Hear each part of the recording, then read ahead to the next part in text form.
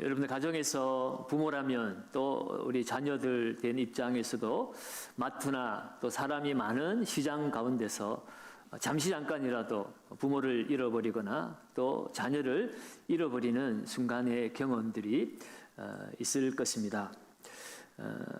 방금까지도 바로 옆에서 같이 떠들고 있었던 아이가 잠깐 한눈판 사이에 내 눈앞에서 사라졌을 때 그때 부모의 심정은 그야말로 하늘이 내려앉는 듯한 그런 마음을 가지게 됩니다. 온몸이 굳어버리게 되고 그야말로 머리가 하얗게 변하기 시작하죠. 오직 생각나는 것은 이 아이를 찾아야 된다는 오직 그 하나만 생각할 수밖에 없습니다. 백화점에 아무리 좋은 물건이 쌓여 있어도 그때부터는 더 이상 그 부모의 눈에는 그 물건들이 들어오지 않습니다. 오직 주변 사람들이 아랑곳하지 않고 뭐라고 하든 그야말로 그 잃어버린 자녀를 찾는 일에 온 혈안이 될 수밖에 없습니다. 오직 아이의 이름을 크게 외쳐 부르며 사람들을 헤집고 다닐 수밖에 없습니다. 그러다가 마침내 저 한편에서 울고 있는 그 아들을 또는 딸을 발견했을 때에 그때의 안도감과 기쁨이라고 하는 것은 세상의 그 어떤 기쁨과는 바꿀 수 없는, 표현할 수 없는 크나큰 기쁨이 될 것입니다. 부모는 그 아이를 와락 끌어안고 모든 것이 괜찮다라고 위로해 줄 것이고 이제 엄마가 아빠가 여기 있으니까 괜찮아라고 토닥거려 주면서 그야말로 터져나오는 눈물을 아이도 부모도 그야말로 멈출 수 없는 그런 기쁨의 시간을 가지게 됩니다. 오늘 우리가 함께 나눌 본문의 말씀도 바로 이와 같은 이야기입니다. 아니 이보다도 훨씬 더 깊고 애절한 부모의 마음인데 육신의 부모가 아닌 우리의 하늘 아버지의 마음입니다. 오늘 이 말씀을 통해서 한 영혼을 향한 하나님의 애끓는 심정, 그 마음을 다시 한번 우리가 깨닫는 시간이 되고 그 하나님의 사랑하는 마음 앞에 우리의 삶을 드릴 수 있는 귀한 은혜의 밤이 되시기를 주의 이름으로 축원합니다. 오늘 이 비유의 배경은 예수님 앞에 많은 죄인들이 찾아오는 것으로 시작이 되어집니다. 오늘 1절과 2절 말씀을 보면 모든 세리와 죄인들이 말씀을 들으러 가까이 나왔다라고 말합니다. 세리와 죄인들, 이들은 당시 유대 사회에서 가장 낮은 자리에 있는 사람들이고 소외받는 사람들이고 종교적으로는 불결하다고 낙인이 찍혔던 사람들입니다. 여기에 세리와 죄인들이라고 했는데 그 죄인 안에는 창기도 들어있을 것이고 온갖 범죄자들이 함께 포함이 될 것입니다.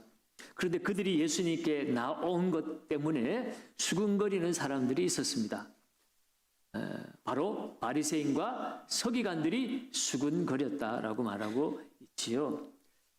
여기서 이 바리새인이라고 하는 이 바리새인의 의미는 구별된 자, 분리된 자라는 의미입니다. 이 바리새인과 서기관들은 그냥 일반 서민들과는 정말 구별됐다, 분리되었다라고 말할 만큼 종교적으로 그야말로 율법을 철저하게 지키는 사람들이었고 그 하나님이 말씀하신 일들을 철저하게 지키는 사람들이었습니다. 구제를 하고 또 금식을 밥 먹듯이 하면서 그야말로 하나님 앞에서 나는 깨끗하고 거룩한 자, 그야말로 이 세상 사람들과는 구별된 자라는 그런 자기의 의가 가득 찼던 그 사람들이 바로 이 바리새인들이고 또 서기관들이었습니다. 그래서 그들은 이 종교의식으로 또 율법으로 자기 주위를 둘러싸고 담을 쌓고 그 밖에 있는 다른 사람들은 쉽게 정죄하며 살았던 사람들이죠. 그런데 예수님은 그 바리새인과 서기관들의 생각과는 전혀 다른 생각을 가지고 계셨습니다. 예수님은 사람들이 죄인이라고 멸시했던 세리를 제자로 받아들인 분이십니다. 바로 마태가는 세리였습니다. 그리고 그 세리 마태와 또는 삭개오와 같은 그 세리의 집에 들어가서 함께 잔치를 벌이고 그들과 음식을 나누셨습니다. 뿐만 아니라 성경에는 예수님께서 사마리아 여인을 만났죠. 이 사마리아 여인 또한 죄인으로 멸시받던 여인이었지 않습니까? 남편을 5이나 두었던 여인이었습니다. 그런데 예수님은 그 여인에게 먼저 다가가셨습니다. 그리고 영원히 목마르지 않는 생수를 주시기도 하셨습니다. 가늠하다 현장에 붙잡힌 여인을 향하여서는 내가 너를 정죄 아니한다라고 말씀하시고 그녀를 용서해 주시기도 하셨습니다. 이처럼 예수님께서 행하시는 이 모든 사역은 잃어버린 자들, 소외된 자들, 이 세상이 죄인이라고 손가락질하는 자들을 향하여 있었습니다. 그런 예수님이 바리새인들의 눈에는 어떤 사람으로 인식이 되었을까요? 선생이라고 하는데 도무지 이해할 수가 없다라는 생각을 가지지 않았겠습니까? 심지어는 하나님의 말씀을 어기는 신성 모독까지 죄를 범하는 사람으로 그렇게 예수님은 바리새인들의 눈에 비춰졌던 것입니다. 그러니 오늘 이 예수님을 향하여서 어찌 죄인들과 함께 밥을 먹느냐? 같이 죄인들과 함께 어울린다는 것이 그들에게 있어서 예수님을 정죄하는 어쩌면 당연한 반응이었을 수도 있습니다. 그렇지만 오늘 예수님은 바로 그 지점에서 그들이 불평과 원망을 할 수밖에 없는 바로 그곳에서 하나님의 진짜 마음이 무엇인가를 드러내고 계시고 있습니다. 그들의 비난에 대해서 예수님은 사정이 있어서 그렇다. 니들 생각과 달리 나는 내 나름대로 이런 형편과 사정 때문에 그럴 수밖에 없었다라고 변명하지 않으십니다. 타협하지도 않습니다. 그들의 비난 앞에서 오히려 예수님은 하나님 나라의 복음을 증거하는 기회로 삼고 계십니다. 여러분, 복음이 무엇입니까? 복음은 기쁜 소식입니다. 바로 예수 그리스도가 복음이고 기쁜 소식입니다. 왜 예수님이 우리에게 기쁜 소식일까요? 우리는 우리의 죄로 말미암아 하나님께 나아갈 수가 없고 또 하나님 앞에 그 죄로 정죄를 받아서 우리는 죽어야 되고 죽음 이후에는 영원한 지옥불의 멸망길로 나갈 수밖에 없는 구제불능의 사람들이었는데 우리에게 구원의 길이 열렸습니다. 죄가 없으신 하나님의 아들이 우리를 구원하시기 위해서 이 땅에 오셔서 우리의 모든 죄를 십자가에 짊어지시고 우리의 죄를 다 담당하셨기에 우리는 예수 그리스도에게 우리의 죄가 전가가 되어지고 하나님의 아들이신 예수 그리스도의 의가 우리에게 전가가 되어져서 우리는 더 이상 죄인이 아니라 예수 안에서 하나님의 자녀로 새롭게 거듭나는 바로 그것이 구원이라고 하는 것이고 그래서 그것이 우리에게는 기쁜 소식일 수밖에 없고 그 기쁜 소식을 우리는 복음이라고 말하는 것입니다. 오늘 예수님은 이 복음을 당시에 사람들에게 전해 주시고자 하신 것이었습니다. 죄인으로서 더 이상 구제불능해 하나님 앞에서도 종교적으로 정결하지 못하고 그들의 삶은 자신의 욕망을 위해서 또는 안락을 위해서 죄를 지어서라도 그렇게 살고자 발버둥 쳤는데 그러나 거기에 참된 안식은 없고 그들은 오히려 두려움만 더 쌓여가고 죽음 이후에 나는 죽었다 깨어나도 지옥 갈 수밖에 없는 것이 뻔하게 정해졌던 그 사람들에게 하나님의 아들이 우리를 구하시기 오신 그 메시아가 세상 사람들은 죄인이라고 상종도 안 하는데 나의 친구가 되어주신다고 하니 그들에게 얼마나 큰 기쁨의 소식이고 그것이 얼마나 큰 위로와 격려가 되었겠습니까? 뿐만 아니라 나는 의롭다라고 스스로 자부했던 이 바리새인들, 서기관들을 향하여서는 의인은 없나니 하나도 없다. 너희가 아무리 율법을 지키고 겉으로는 그럴듯하게 사람들 앞에서 자기를 포장하고 살았지만 하나님은 다 보고 계신다, 알고 계신다. 구원받을 수 있는 유일한 길은 오직 하나님 앞에 나의 죄인됨을 고백하고 회개하는 길밖에 없다. 바로 그러한 도전을 주시기 위해서 예수님은 오늘 이 땅에 오신 것이었고요. 그 복음을 지금 전하고자 하신 것입니다. 그래서 예수님은 이 바리새인들의 차가운 비난에 맞서서 아주 따뜻하고 생생한 비유의 말씀으로 그들을 가르치십니다. 이 비유를 통해서 죄인 취급받았던 그들에게는 위로와 격려가 되는 말씀이 되는 것이고, 스스로 의롭다라고 여겼던 이 바리새인들 서기관들에게는 회개와 도전의 말씀이 되는 것입니다. 예수님이 어떤 비유를 들고 계십니까? 우리가 잘 아는 잃어버린 양을 찾는 목자의 비유입니다. 오늘 4절은 이렇게 그 비유의 말씀을 기록하고 있습니다. 4절을 우리 다 같이 한번 읽어봅니다. 너희 중에 어떤 사람이 양 100마리가 있는데 그 중에 하나를 잃으면 99마리를 들에 두고 그 잃은 것을 찾아내기까지 찾아다니지 아니하겠느냐. 아멘. 너희 중에 어떤 사람이 양 100마리가 있는데, 목자에게 양 100마리가 있다는 것은 그의 전 재산과도 같습니다. 그런데 그 100마리 중에 한 마리 양을 잃어버리게 되었습니다. 그런데 오늘 예수님의 비유에 나오는 이 목자는 상식 밖에 이해하기 힘든 행동을 합니다. 99마리를 그냥 들에 내버려 두고 그 잃어버린 한 마리를 찾아 나서는데, 그냥 한번 쭉 돌아보고 오는 것이 아니라 그 잃어버린 한 마리를 찾을 때까지 찾아 나선 것입니다. 여러분, 이것이 경제적인 관점으로 보면 얼마나 비효율적입니까? 또 얼마나 위험한 행동입니까? 양이 아무리 100마리 모인들 숫자가 많으니까 이리를 물리칠 수 있겠습니까? 늑대를 물리칠 수 있겠습니까? 어리석은 양들은 자기들을 지킬 힘이 없어요. 목자는 그들에게 절대적으로 의존할 수밖에 없는 존재입니다. 그런데 이 목자는 99마리를 그냥 들에 내버려 두고 잃어버린 한 마리를 찾아 나서는 것이에요. 그 사이에 양들이 어리석어서 다 흩어져 버리면 어떻게 돼요? 그 사이에 맹수가 찾아와서 양들을 잡아먹으면 또 어떻게 됩니까? 그러니 이 목자가 하는 행동은 그야말로 상식 밖에 이해하기 힘든 행동을 하고 있습니다.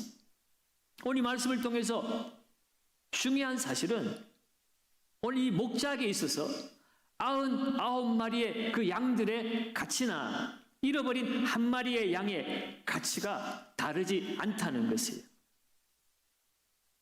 합리적인 생각을 하는 사람들이라면 이왕 이렇게 된 거 한 마리 잃어버린 건 없다 셈 치고 99마리나 잘 키워가지고 다시 불리면 되지 하고 한 마리 그냥 포기할 것입니다.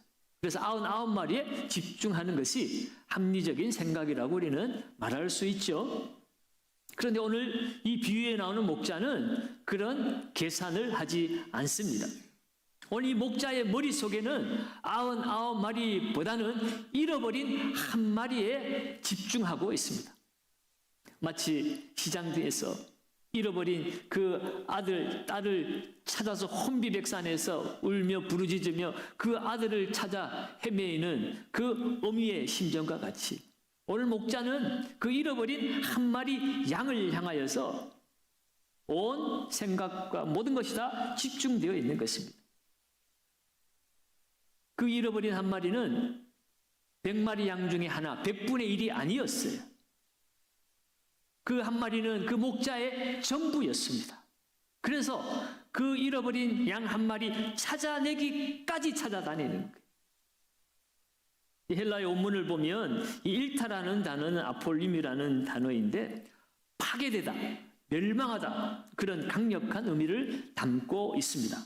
그러니까 이 잃어버린 양 한 마리가 목자를 떠났을 때에 그 결과는 스스로 힘으로는 도저히 돌이킬 수 없는 그야말로 파괴와 멸망이 그의 남겨진 양의 운명이라는 것을 이 목자는 너무나 잘 알고 있습니다. 그래서 이 목자가 찾아내지 못하면 이 잃어버린 양 한 마리는 결국은 죽을 것이라는 것을 목자가 너무나 잘 알고 있습니다. 그것을 알기 때문에 오늘 목자는 자기의 모든 것을 걸고 그 양을 찾아 나선 것이에요. 여러분, 오늘 이 목자의 비유를 통해서 오늘 예수님 우리에게 알려주시고자 하시는 것이 무엇입니까? 바로 하나님 아버지의 마음입니다. 이 목자의 모습이야말로 하나님의 마음, 하나님의 사랑이 무엇인가를 우리에게 아주 정확하게 보여주고 있습니다. 세상의 눈으로 보면 우리 한 사람 한 사람은 수십억 인구 중에 한 사람일 것밖에 안 됩니다. 수십억 인구의 한 사람 있으나 없으나 아무 표도 안 나는, 그야말로 세상적인 관점으로 보면 저와 여러분들은 아무것도 아닌 존재일 것입니다. 우리 스스로도 그런 생각할 때 있지 않아요? 어느 날 문득 아이고 나 같은 사람 하나 없어진다고 뭐 세상이 뭐 어떻게 될까? 심지어 교회에서도 나은 사람 뭐 교회 안 나온다고 뭐 교회가 무너지나? 가정에서도 때로는 뭐 우리 아빠는 아들만 좋아하고 딸 하나 없어진다고 뭐 어떻게 되나? 요즘 뭐 반대의 그런 이야기도 있겠지만, 그렇죠? 우리 스스로 자신의 존재에 대해서 아무것도 아니라고 우리는 생각하며 살아갈 때가 있습니다. 그러나 세상은 그렇게 생각할지 모르지만, 사람은 그렇게 생각할지 모르지만, 우리를 지으시고 우리를 만드시고 우리를 친히 생명을 불어넣어서 이 땅에 보내어주신 하나님 아버지의 마음은 아니라는 거예요. 오늘 99마리와 그 한 마리를 바꿀 수 없듯이 오늘 이 세상에 수십억의 인구가 있어도 오늘 나 한 사람은 하나님께서 가장 보배롭고 존귀하고 가장 사랑하는 하나밖에 없는 내 아들이요 내 딸이라는 것입니다. 여러분, 우리는 이 세상에 우연히 태어난 존재가 아니에요. 하나님이 우리를 다 아시고 지명하여 불러서 우리를 빚으셔서 하나님 우리를 이곳에 보내주셨고 지금도 눈동자처럼 바라보시고 지키시고 우리의 인생길을 친히 인도하시는 하나님이십니다.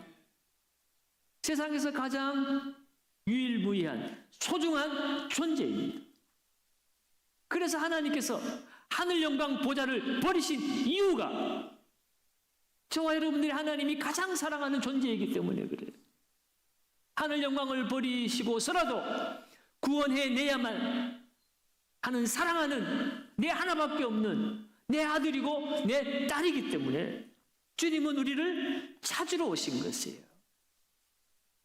그리고 마침내 우리를 찾으셨을 때 우리를 꾸짖거나 다그치지 않습니다. 왜 엄마 말 안 듣고 옆에 꼭 붙어 있으라 그랬잖아. 왜 말 안 듣고 돌아다니다가 길 잃어버리고 말이야. 그러면서 종아리 맴매하고 막, 여러분 그러시는 분 계셔요? 나중엔 집에 가서는 그래도 지금 길을 잃고 헤매다가 지도 당황해가지고 그냥 엉엉 우는 애한테 그렇게 야단치면 안 되죠. 그 순간에는 어떻습니까? 괜찮아. 엄마가 찾았잖아. 아빠가 찾았잖아. 많이 놀랐지? 내가 너 꼭 지켜줄 거야. 너 지켜주지 못해서 미안해. 오히려 우리는 그렇게 힘들고 고통하는 우리의 자녀를 끌어안는 것처럼 오늘 하나님 아버지께서도 우리를 찾으셨을 때에 우리를 꾸짖지 않으신 거예요. 죄인이라고 우리를 책망하기보다는 괜찮아. 지금부터라도 회복되면 되는 거야 라고 말씀하십니다. 오늘 이 잃어버린 양을 찾은 목자는 그 잃어버린 양을 찾고 나서 그 어깨에 들쳐업고 즐거이 돌아오는 겁니다. 오늘 하나님 아버지께서도 죄 가운데 절망 가운데 스스로 걸을 힘조차 없는 우리들을 찾아오셔서 스스로 일어날 힘조차 없는 우리를 들쳐 안으시고 업으시고 어깨에 둘러매시고 나는 약하지만 그 하나님의 강한 어깨에 우리를 들쳐 업고 하나님 아버지의 안전한 집으로 인도해 주고 계시는 분이 바로 우리의 하나님이신 줄 믿습니다. 영국의 C.S. 루이스라고 하는 분이 4가지 사랑이라고 하는 책이 있는데 거기에서 그런 말을 했어요. 하나님은 우리를 필요로 해서 사랑하시는 분이 아니시다. 하나님은 본성 자체가 사랑이시기 때문에 사랑한다는 거예요. 하나님은 뭔가 필요해서 뭔가를 스스로 채워야 하는 그렇게 욕망이 있는 하나님이 아니세요. 하나님 다 만족하시는 분이십니다. 그러니까 하나님이 우리를 사랑하실 때는 뭔가 우리가 필요해가지고 하나님의 필요를 따라 우리를 필요로 해서 사랑한 것이 아니라 하나님이 사랑이시기 때문에 사랑하시는 거예요. 우리는 구원받았을 때 가끔씩 그래도 내가 좀 다른 사람보다 착한 구석이 있어서 하나님이 그래서 나를 더 사랑하시는가 봐. 그래서 날 구원하신 것 아닐까 우리 스스로 착각할 때가 있죠. 아닙니다. 하나님이 우리를 구원하신 이유는 오직 사랑밖에 없어요. 다만 왜 나를 사랑하셨는지 그걸 우리가 모를 따름이지. 중요한 건 하나님이 나를 사랑하셔서 나를 구원하신 거예요. 하나님의 사랑은 우리의 상태나 우리의 자격이나 조건에 따라 변화되는 사랑이 아닙니다. 하나님의 사랑은 상식을 뛰어넘는 사랑, 계산적이지 않는 사랑, 그래서 우리는 아가페 사랑이라고 그러죠. 무조건적인 사랑입니다. 순수한 사랑입니다. 그 사랑이 오늘 우리를 살게 하고 그 사랑의 힘이, 그 사랑이 우리를 강건하여서 오늘 우리를 이 땅 가운데 살아가게 하는 줄로 믿습니다. 목자의 여정은 이 잃어버린 양을 찾는 것으로 끝나지 않습니다. 6절을 보겠습니다. 6절을 우리 같이 한번 읽겠습니다. 집에 와서 그 밖과 이웃을 불러 모으고 말하되 나와 함께 즐기자. 나의 잃은 양을 찾아 내었노라 하리라. 아멘. 집에 와서 친구들을 부르고 이웃을 불러다가 나와 함께 즐기자. 나의 잃은 양을 내가 찾아내었노라. 잔치를 벌이고 있습니다. 네. 여러분 돈으로 계산하면 이 잔치에 든 비용이 양 한 마리보다 훨씬 더 들어갈 거예요. 세상은 우리를 돈으로 평가하고 얼마나 값어치가 있느냐, 얼마나 쓸모가 있느냐 그런 것으로 우리를 평가하지만 하나님은 그냥 우리를 사랑해서 우리를 사랑하신다니까요. 내가 이거밖에 안 되는데, 내 과거가 이러는데, 내가 아무것도 모르는데 하나님 앞에 여러분 우리의 자격과 조건을 우리는 그것을 내밀 수도 없고 따질 수도 없습니다. 교만할 수도 없죠. 오늘 목자는 우리를 찾은 것이 너무너무 기뻐서 그 기쁨에 주체할 수가 없어서 기쁨을 나 혼자만 가질 수가 없어서 사람들을 불러 모아서 함께 즐기자고 이야기를 하고 있습니다. 여러분 이것은 그만큼 그 잃어버린 한 영혼이 귀하고 소중하다는 의미예요. 가치가 있다는 의미입니다. 여러분 오늘 저와 여러분들이 그런 소중한 가치 있는 존재인 줄 믿으시기 바랍니다. 그러면서 오늘 이 비유의 결론을 7절에서 이렇게 맺으십니다. 7절도 우리 같이 한번 읽어봅니다. 내가 너희에게 이르노니 이와 같이 죄인 한 사람이 회개하면 하늘에서는 회개할 것 없는 의인 99으로 말미암아 기뻐하는 것보다 더하리라. 아멘. 이 예수님의 비유의 최종적인 대답입니다. 누구를 향한 대답입니까? 바로 예수님을 비난했던 바리새인과 서기관들을 향한 예수님의 결론입니다. 너희는 지금 내가 죄인들과 함께 먹고 마신다고 비난하고 정죄하고 수근덕거리고 있지? 그러나 바로 이 순간 너희들이 비난하고 정죄하고 수근거리는 그 순간에 지금 하늘에서는 우리가 상상할 수 없는 놀라운 잔치가 벌어지고 있단다. 거대한 기쁨의 잔치가 지금 하늘에서 이루어지고 있다는 것을 너희가 알고 있느냐라고 말씀하시는 거예요. 여러분 이 말씀이 우리에게 얼마나 큰 위로가 되는지 모릅니다. 죄인인 내가 회개했을 때, 주님 앞에 나 같은 죄인이 돌아왔을 때에 온 하늘이 잔치를 벌리고 기뻐하고 즐거워했다는 거예요. 뭐 최근에 태어난 아기도 있습니다만 여러분 가정에 아기 하나만 태어나도 그냥 온 집안이 들썩거리고 그냥 좋아가지고 그냥 그렇게 잔치를 벌리잖아요. 여러분 한 사람 한 사람이 주님 앞으로 돌아왔을 때에 우리 눈에는 보이지 아니하였을지라도 하늘의 천군 천사와 함께 하늘에서 놀라운 잔치가 벌어졌다는 사실을 기억하시기 바랍니다. 그 잔치는 지금도 이루어지고 있는 것이에요. 그럼 여러분 우리가 구원받았다고 하는 것은 단순히 지옥 갈 그것을 면제받았다 정도가 아니에요. 하나님의 가장 큰 기쁨이 되는 온 우주적인 축제가 한 영혼이 구원받을 때 이루어지는 그야말로 혁명적인 사건입니다. 한 영혼의 구원이 이토록 우주적인 대단한 사건이라는 것이에요, 여러분. 그래서 우리가 전도를 쉬지 수가 없는 거예요. 이런 놀라운 기쁨의 시간에 바리새인들은 그 기쁨을 누리지 못하고 있습니다. 왜 그럴까요? 그들은 회개할 것이 없는 의인 99에 속해 있다고 착각하고 있기 때문입니다. 나는 스스로 율법을 지키고 나는 스스로 의롭게 되었다라고 생각했기 때문에 잃어버린 자의 그 아픔을 그들은 느낄 수가 없었고 찾아진 자의 감격 또한 그들은 알지 못했던 것입니다. 그래서 그들은 잔치를 참여할 수 없는 거예요. 도대체 저 집에 왜 잔치가 일어나고 있는지, 뭘 저렇게 기뻐하는지 그들은 알 수도 없고 그저 잔치집 문 밖에 서성거리면서 불평하고 서성일 뿐이에요.